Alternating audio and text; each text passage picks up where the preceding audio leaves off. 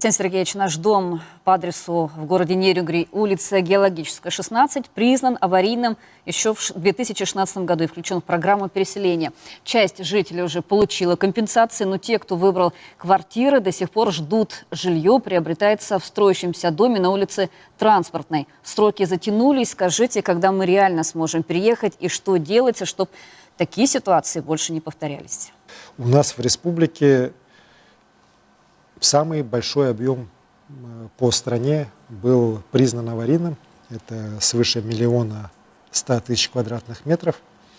На сегодняшний день почти 90% жителей, которые должны были быть расселены, они расселены. Построено большое количество современного жилья, причем не только в крупных городах, но и даже вот в арктических районах построено, в сельских районах. К сожалению, на сегодняшний день 16 домов еще не введены по программе, которые должны были быть введены по первому этапу, они еще не введены в строй. Но вот 16 домов, они у нас еще остались. Причем ситуация по ним, по всем абсолютно разная. Где-то готовность уже за 90%, и мы понимаем, что в ближайшее время они будут уже введены. А где-то, к сожалению, мы видим, что строители недобросовестные просто объекты бросили.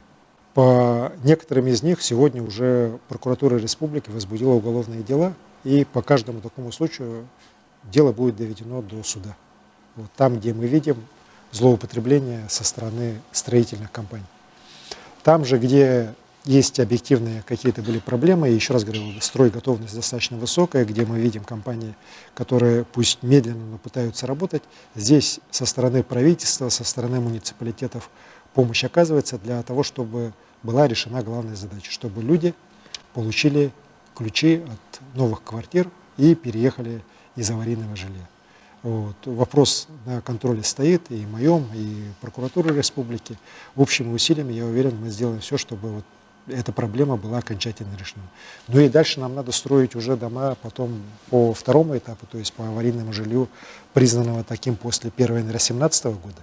Здесь, конечно, ситуация по финансированию гораздо сложнее, потому что в целом по стране недостаточно средств сегодня, это тоже объективная проблема. Но вместе с тем надо начинать, а там уже дальше, когда ситуация экономическая, в общем, и бюджетная станет лучше, конечно, будут и дополнительные средства выделяться для того, чтобы и второй этап был реализован.